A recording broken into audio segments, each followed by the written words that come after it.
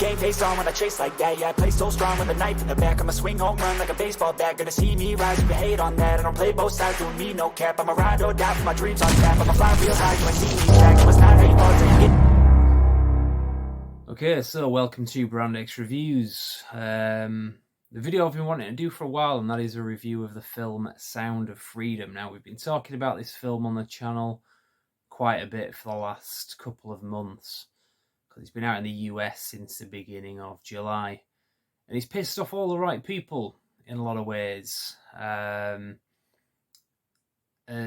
obviously we were talking a little bit about some of that before, because we didn't get to review the movie. We were talking about some of the coverage, or lack thereof, and so on.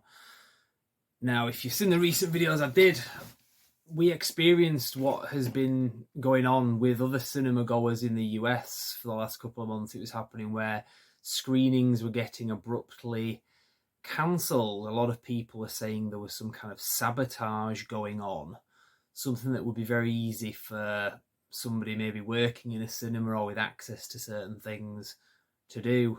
There's lots of ways you can do that, and there's a lot of people out there, trust me, I can't go into too much detail, but I've got personal experience of this myself, that are walking amongst us. This isn't people that are on the payroll of a cartel or anything. This is a mindset that a lot of people are carrying, and a sentiment. And if people are in a position to sabotage people's movie-going experiences because they just don't like the message that's being portrayed here, they will do it. And yesterday, myself and my friend John, who's appeared on the channel, went to see this film in Leeds, and it happened to us just as it had been happening to a lot of people. The movie didn't start. People came out saying, "We're very sorry, we're not going to be able to show this movie. All of your tickets are going to be refunded." Nobody in the cinema was surprised. I think, actually, no, exaggerating a little bit there. There was one group of people that didn't have anything to say, but everybody else, every other group in that cinema last night, were all saying this is exactly what happened in the US. We're not surprised this has happened here. And I've been saying coincidence, but it's hard to say that now when I've experienced it myself. And also on a personal level as well, a story I can't get into, but yeah, I am aware that there are people out there living amongst us that really hate this film and just don't want the message that this movie puts out there to be put out there. So that's one issue anyway, obviously. Now, having seen the movie, I wasn't disappointed. So let this be my review of it. Obviously, people know what the film's about. I'm not going to go through the plot and all that kind of stuff. That information's been out there. If you've not already seen the film, I'm sure you already are aware of it. But from a movie point of view, this channel is a movie reviewing channel primarily. I thought it was a very entertaining film, very gripping. The acting was very good. I can get into some of the technical details, the pacing, all that kind of stuff. I try not to get into the pacing and the choppy editing of bad movies, but the pacing on this was very good. The music in the film was very good. It kind of resonated with what was going on in the film. The acting was amazing. It really was. I've not been a fan of Jim Caviezel in a sense that I've followed his movies, but everything that I've ever seen him in, and the list is fairly short, I will admit, I have liked him, and I've always remembered the parts that he's played. And he's played a few quite different roles as well. Not just the kind of saviour character that he plays in this, and obviously played that in The Passion of the Christ. But he's played a lot of other kind of like villainous roles in some senses, and he's been very good and effective in that as well, and quite memorable. So he's very good in this. He was very well cast. And the budget, obviously, of the movie was it 14 million or something like that? Well, it went a long way, I think. This movie did seem to have quite a broad scope to it as well. So they did well with $14 million. I don't think they wasted anything there. Obviously, this movie was being compared to the big studio movies. There was an Indiana Jones movie, well, by name only. It was a Phoebe Waller-Bridge movie, from what I understand. And it fit in very well with 2023, let's just put it that way. Didn't do very well, from what I understand. This movie, on a $14 million budget, Sound of Freedom, very well was good competition against that. Let's just put it that way. Even though it didn't have the same kind of marketing and so on. Now, there's always going to be the accusations of the pay it forward scheme with the tickets, whether that maybe inflated some of the box office numbers. I can't picture it doing to the degree that it did unfairly. People have been going to see this movie.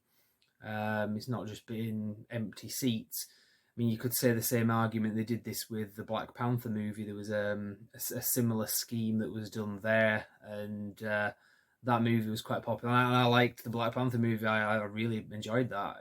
When Marvel movies were good, I thought that was one of the higher ranking ones. So I'm not going to start comparing the two in that sense, but you could. Let's just put it that way, if you wanted to. But going back to what I was saying, the hate that this movie's been getting, I said to John during the movie, I said that was the line that pissed a lot of people off, because I think it was in the trailers and so on, when the Tim Ballard character, played by Jim Caviezel, said God's children are not for sale. That's the thing that's going to piss you off in this? Seriously? You need to check your moral compass if that triggers you. I'm sorry. Just insanity, really. And again, fits in very well with 2023. I'm sorry.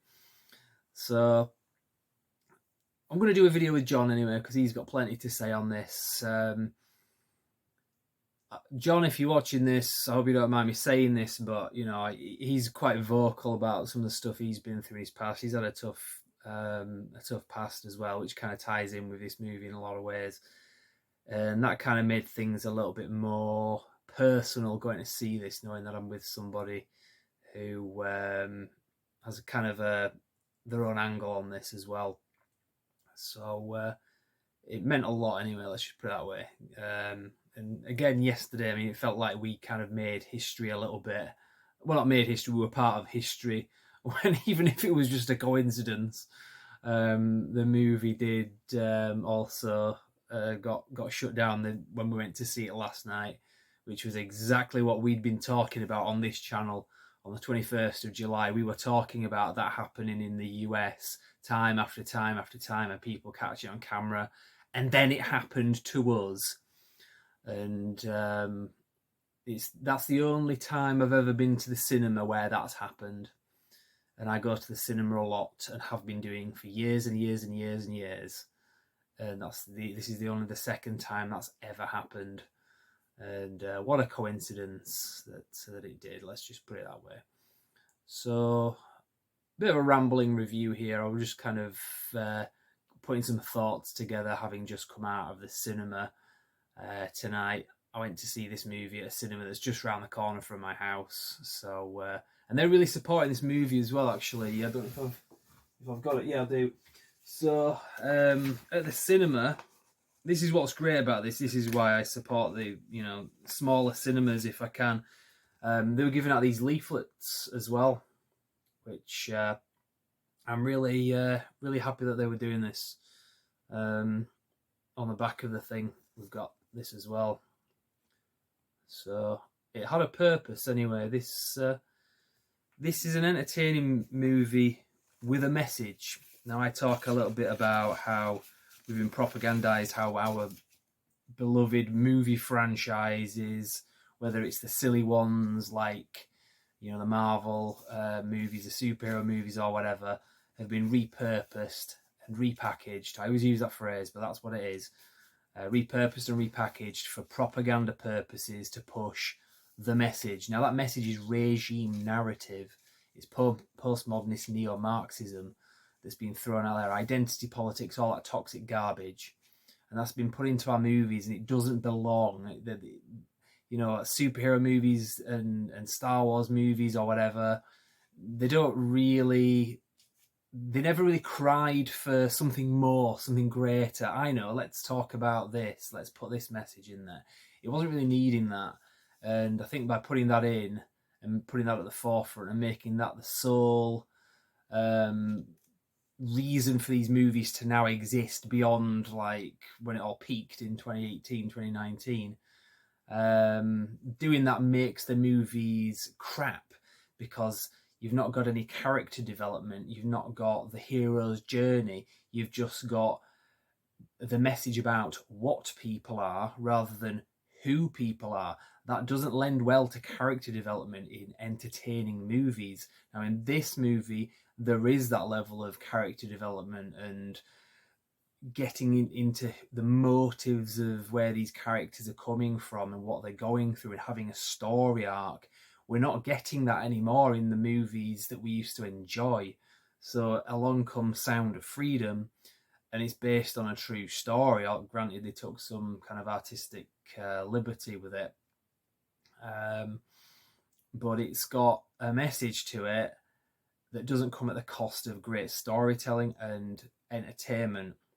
Now, it's a bit of a grim story. It's not really a popcorn flick as such, but it is still a movie and it is still entertaining. And as Jim Caviezel, as himself, the actor, comes on after the credits, he talks about the power of movies and how that is a great medium for telling a story, but getting a message out there, an important message.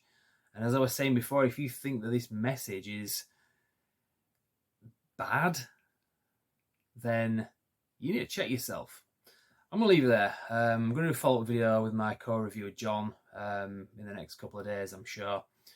So check back on the channel. And we do have a playlist section on the channel for Sound of Freedom as well. So if you go on the playlists on YouTube for this channel, there's a series of videos. The first few videos are my videos, and then there's some other stuff as well. But you'll be able to see from the 21st of July video where go from 17 minutes and 20 seconds in for I think it's the first video we did on Sound of Freedom. And you'll see us talking about the potential sabotaging of people's cinema going experiences when watching this film in the US.